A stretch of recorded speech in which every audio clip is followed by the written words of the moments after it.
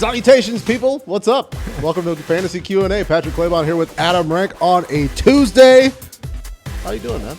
You know what? I'm doing well. I prevailed over our friend Mark DePaulo, so I kept my slim playoff hopes in my league of record alive. How are you doing? I'm great. I'm sad to hear about my dear friend Mark DePaulo's loss. Yes. On a Monday night where he needed some help. Need a little bit of help. But, we got next week, Mark. We got next week, and in the playoffs, we can dethrone this guy. Send us your questions, by the way. Right? Mark DePaulo sent a question. Didn't work out for him. No. Send us some questions. Not everybody's going to be playing against Adam Rank in Week 11. At NFL Fantasy, at Adam Rank, at Patrick Claybon. We will answer them on the show or on Twitter. If you see us in real life, we may have an answer to a question for you, too. Who knows? Let's get to the first one. It starts with Manu asking, should I trade Josh Allen for Justin Fields? Help! I don't know how to remain objective in this situation. It's interesting to me though, the Chicago Bear fans have a quarterback who is on the trajectory of what Josh Allen did during his NFL career. Like the mirror it's striking. And yet all the meatballs in Chicago, they find something to be upset about. Oh, he's not doing this. This is not how. It's like, yeah, this is a work in progress. I would say that Ryan Poles overtook a situation where he had no salary cap, he had no draft picks, and yet somehow has managed to put out a competitive team this season. Competitive, yes. Are they winning games? No. There's some things that they can work on, but they are a competitive team. So I know that's not answering your question. That's up to you. But at the same time, I like having fun in fantasy. So I usually, it's funny, because I don't have a lot of Justin Fields because it makes me nervous. Not because I can't handle it if the Bears were like how it is, like he scores a lot of points and they don't win, I'm upset. Mm-hmm. If they win, but he doesn't score the fantasy points, then I'm going to find out something like if David Montgomery has like 40 points, then I'll be like, I just don't want to deal with that. But let's be honest, Josh Allen is one of the most consistent guys in fantasy football, and I think that we've talked about this a number of times. Next year, as we're doing our draft evaluations, we really need to be looking at the quarterbacks who consistently put up points and move them up instead of like I'm going to wait on a quarterback as you're streaming Matt Ryan this week. Yeah, you want points. You want points every week. And Justin Fields is doing that right now, especially the second half of the season. QB1, it's continued. He does something every week. That's but amazing. as Rank says, do what you need to do. Another quarterback question. James has both on the same team, feeling like Nick Saban right now. Hurts or Tua? Yeah, I really love Tua Tagovailoa, and he's been one of my favorite players ever since he stepped foot on the campus of Alabama. I'm always sort of gravitating towards left-handed quarterbacks anyway, so I remember when he was, what high school was it in Hawaii that he was coming out of? He's a huge recruit. It's funny because, 10 years ago, these guys weren't going to the SEC. Like, let's be honest. 10 years prior, Tua would have gone to Oregon or something like that, And just to see him, be able to progress the way that he did, battle through some injuries. It was always amusing to me that people were questioning him. Like, we saw him at Alabama. We know that he was a good player. He just needed to get into a better situation with his coaching staff, with his wide receiver core, and he's been fantastic. But at the same time, I don't want to take anything away from Jalen Hurts, who has been amazing. And I think last night, you know what? Not quite what you wanted to see, especially if you're an Eagles fan, but at the same time, Jalen Hurts is rock solid. I just say pick your quarterback and roll with it. Yeah, especially considering that everything that did go wrong for the Eagles, Jalen Hurts still had a solidly decent fantasy game. Could have been a whole lot better had his teammates been able to hold on to the ball, or the referees if they had some way to remedy a particular situation where they make a mistake. Would be nice. No. We don't want to try that again. The game. Oh, okay. We're sitting there for 4 hours anyway trying to chase our kids around. We got one football game we can watch every week. Anyway, Natalie, will JT keep it up with his new coach, or was this another one-off? Or are they going to play the Raiders every week, Rank? Is she talking about JT O'Sullivan? Yeah. The quarterback whisperer? Oh, man. I think he's retired. Check. He's great on YouTube, by the way. He's retired. I don't think he's playing anymore, but go watch his breakdowns. He's very complimentary of guys like Tua Tagovailoa. Oh, Jonathan Taylor. That makes more sense. Because I was just watching some of his evaluations of Tua Tagovailoa and Justin Fields. But Jonathan Taylor, I think that, part of this was a matchup against the Las Vegas Raiders, who are not very good. Part of it's also the reinsertion of Matt Ryan into the starting lineup. And I look at the Colts matchup this week, and it's not quite as forgiving as the one against the Las Vegas Raiders, but still, you have to be encouraged by what you've seen from Jonathan Taylor over 1 week. And the best part about it is we were on this show for about the past month being like, trade for him. This is why. I don't know that he's going to score this many points every week, but I think that you can feel better about having Jonathan Taylor on your roster moving forward. Yeah, he hit 20.68 miles an hour on that 66-yard touchdown run. Of course, again, it's against the Raiders, but the question with Jonathan Taylor has been the ankle. It seemed like he was able to put some force on that ankle. Jeff Saturday, who knows? Who knows? But Jonathan Taylor's a good football player. You play good football players. Don't give up. They got the Eagles this week, so when I look at the Eagles, you look at what Antonio Gibson and Brian Robinson were able to do, and they didn't average a lot yards per carry, both of them sub 4, but at the same time, they had a lot of production. And I feel like that's what the Colts are going to do. They're going to run the ball. They're going to pound the rock with Jonathan Taylor, so you're good. They ran the ball enough for Taylor Heineke to do the thing where it's like he keeps getting away with this. How does this keep happening? Main thing with the Eagles, no Jordan Davis, rush defense bad while he's on IR. Michael Porter says, "What's a fair return for Debo? Is it time to trade him? You only got a couple weeks left, right? 10 days. What do they do? What is a fair return? This is always one thing that I always struggle with, because without seeing your complete roster construction and everything like that, it's hard to know what you need. And I think that I wouldn't be trading Debo just because you feel like, oh, he's not good anymore. I think that's just a circumstance where, you know what? There's so many mouths to feed in this 49ers offense that there's going to be times where he just fails to connect with you. And I apologize for that. And it's just the way that it's going to go. But at the same time, nobody's going to want to trade for him because you're trading for him at his lowest point. And what do you need? Like, you need a running back? Like, I would be willing to flip him for a running back if that's what you need. If you have some receivers you can count on, and I know that, if you're out there and you have him as a luxury, and you're like, oh, I can just trade Debo, I would look for the manager who had, like, say, Cooper Kupp. Right. Be like, hey, like, what do you got on your roster? I noticed you're not starting Travis Etienne or whatever it is. Even James Robinson. It's been so. Although James Robinson has a terrible matchup this week, it's brutal. But I would try to get a running back if I could. Throw a couple guys in there. Package them together. Latavius Murray has got a solid matchup this week. Ooh. Maybe consider going in that direction. Thank you, Michael. Coming up, it's not just Michael and the folks we talked to. There's other people. We're going rapid fire when we come back. A whole bunch of fantasy I'll be questions. Quicker, yeah. Fantasy Q&A. It's gonna be like Justin Fields. Justin Fields fast. Nice. And buy low, sell high candidates as well. See you soon. We're back here on Fantasy Q&A. I'm Patrick Claybon. He's Adam Rank, and we are excited because it's almost time for rapid fire. Oh, I love rapid fire. It goes against my nature because I like to spin yarns. But the yarns, they're in nice, concise tufts of thread. Here on Rapid Fire, 2 minutes on the clock. Let us go. How do I replace Cooper Kupp, Jesse? Oh, no. If you want to look for a player available on the Rams, Van Jefferson, you can look at Donovan Peoples-Jones, who's actually rostered in a lot of leagues. But we also saw Aaron Rodgers get some trust in Christian Watson.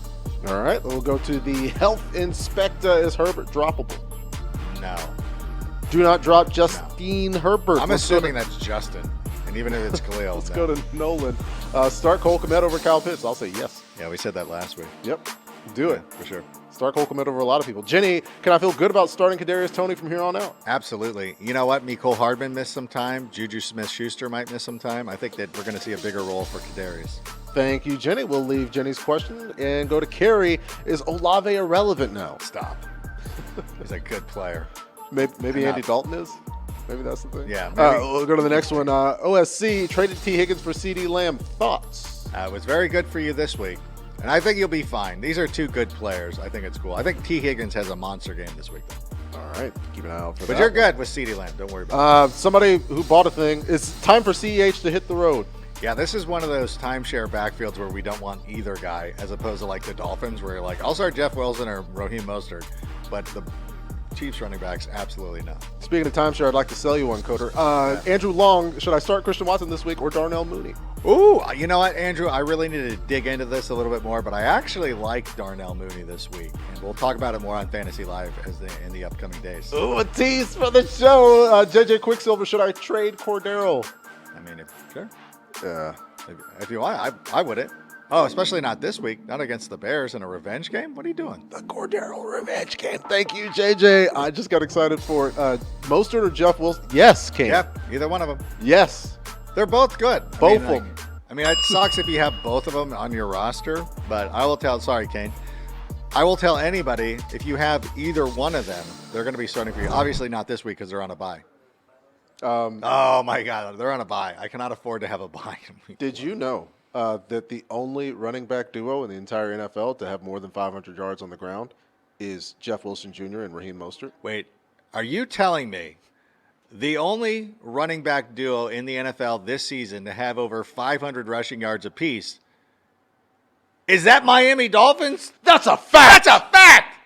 That's a fact, Coming Pat. to you next week on NFL Fantasy Live. Time for buy low, sell high, which is what we want to do on all of these transactions. We'll start with one, Mr. Mike Evans. He had just 54 yards in Week 10.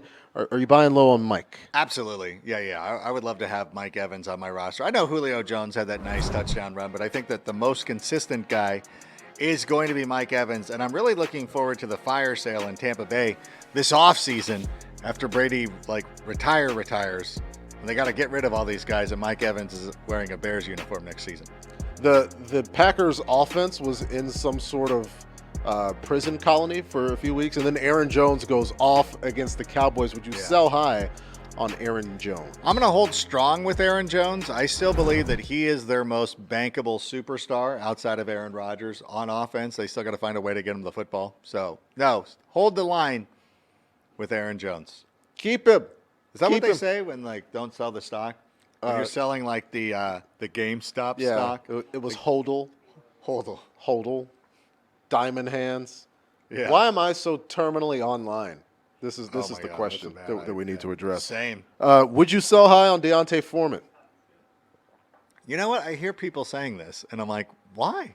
I guess now that Baker's the quarterback, that might be a reason, too. But I love the way he runs. I think he's a good player. I think that he's now just finally getting an opportunity. Look at the guys he was. Look at his NFL career. He was the backup to Derrick Henry, then became the backup to Christian McCaffrey. We had never seen a full complement of Deontay Foreman. How about we just give him a shot? Because I think that he can be really good. So I love him. I'm holding. Yes. That's me. You can trade him if you want, but I don't know what you're going to get for him. Trade him to me. Yeah, trade him to me. I'm happy to take him. I got some pieces for you. Coming up, is it time to hit the panic button on Alvin Kamara? And is Rank concerned about Christian McCaffrey splitting carries? No. Well, Wait, was Christian McCaffrey splitting carries with Eli Mitchell? Well, fun fact about Eli Mitchell: he had 7 red zone carries in the last game. Christian McCaffrey has only had 4 in the last 2 games combined. Wait a minute. Eli Mitchell, in his return to the San Francisco 49ers, had 7 carries near the goal line? He did. That's a fact. That's a fact. We'll be back on Fantasy Q&A. We're doing our own stuff now.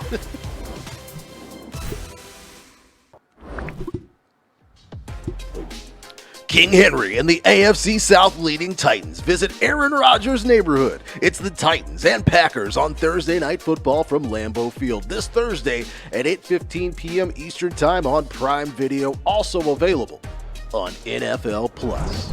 We're back here on Fantasy Q&A. It's time to get to more of your questions. Yes. Rank. Hence the show title. That's it. This is a question about fantasy, and we're about to provide an answer. Donovan, Oh my gosh, we were just talking about that. should we be worried about CMC splitting carries? I mean, what are you gonna do? Yeah, bench him. Why don't you start Jalen Warren, Tolbert? Jalen Tolbert? Like, I mean, it's it is what it is. He ran the ball. I still say that 65% of CMC is a pretty good return on your investment. I know, again, when you look around the NFL, who are the bell cow backs outside of, Saquon, Derrick Henry, Austin JT Eckler? Even Austin Eckler. Eckler comes off the field once in a while. So, I mean, you just got to hold true. They wanted to get Eli Mitchell back into the game. You hope that the red zone carries start to tick up a little bit, but at the same time, I don't know. What are you doing? Got to play him. You should be worried, but there's nothing you can do. Yeah, play him. There's other things to be worried about. He'll break a few, just like the rest of the offense. Davis, speaking of bell cow running backs, what to do with Kamara? Yeah, I really want to see what the New Orleans Saints end up doing with their quarterback situation, because I think that a lot of it has to do with the signal caller. And even, having Taysom Hill throw him passes, not ideal. So I think that this is a situation, I don't know. I wish that the New Orleans Saints had traded him. But again, you're painted into a corner of a player who's too good to bench probably. And you really have to just ride with it, and you have to ride with the inconsistencies. He's not the guy that you thought he was going to be when you drafted him. And if you end up getting better options, like if you had picked up Kenneth, who's on a bye this week, but if you picked up guys like Kenneth Walker III, players like that get elevated over him. The Miami running backs, again, who are on a bye, now you're starting to have some decisions with what you do. I just don't think that you bank on the name Alvin Kamara being enough, but he's still a very capable player with a high ceiling.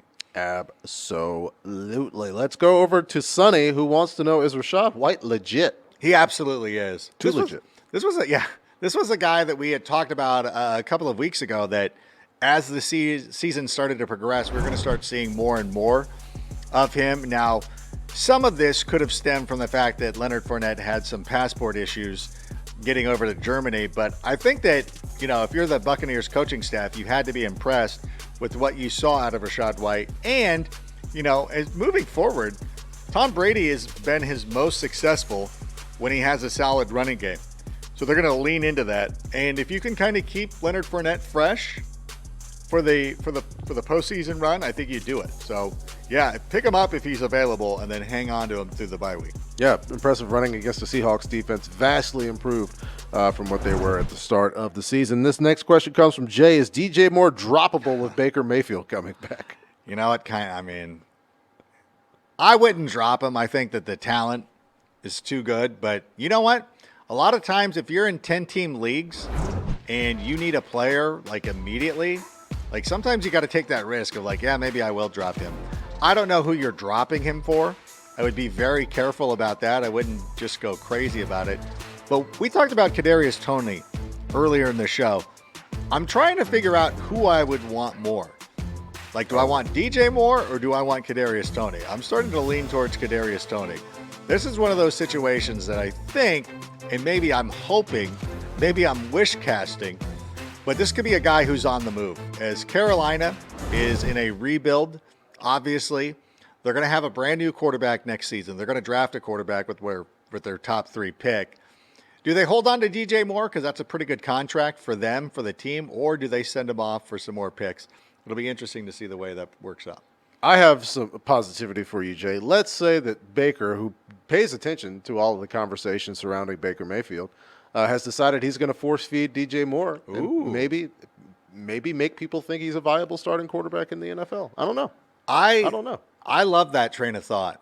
I mean, again, we're saying be very careful with who you're dropping him for, but yeah, I could see that too. All right. One more question. Brandon says, what do I do with Swift? We wish you were the coach of the Lions, then we could tell you what to do with him, right?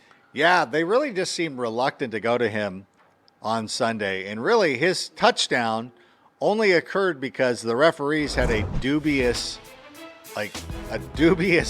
penalty call that wiped out Jack Sanborn. There's Jack Sanborn right there, as a matter of fact. Wiped out his interception. And you could tell that the energy had left the building. And then Swifty got his touchdown the very next play. I have to see more snaps from him. I can't drop him because he's very capable. I don't know what that was, by the way, what he was trying to accomplish there. But he just doesn't look good. But unfortunately, you got to hold on to him. I wish he was on not that I wish that he was on IR, but I wish there was some way that they could just let him rest. Do you need him this year? You might as well just bring him back next season. The season's a wash. The old red shirt. Because it's not Red going shirt. well We want DeAndre Swift healthy like he was at the start of the season when he was dominating the entire So planet. good. Yeah, he's such a good player. All right, it is time now for Don't At Me, Bro. Let's give the People Rank a spicy player take that they are under no circumstances allowed to at us about. Yeah, don't reach out to me for this one when I tell you this. Brian Robinson and Antonio Gibson will both be top 10 running backs this week against the Houston Texans. Houston has been one of the most generous defenses to opposing running backs this season. And with Taylor Heineke, like, he is my pick to start at quarterback for the Commanders. I would start him over Carson Wentz. But here's my thing.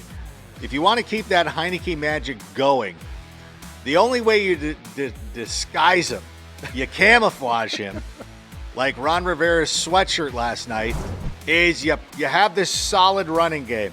And I was very impressed with both running backs. Now, once again, they averaged less than 4 yards per carry, but they both showed that given volume, they can be very effective, and they're not going up against a defensive line, that's as formidable as the Philadelphia Eagles. So I expect them to do much better. And I can see both of them averaging over 5 yards per rush. There it is. If you want to keep the Heineke magic going, you have to hide him I'll properly. play him. Yeah, that's weird.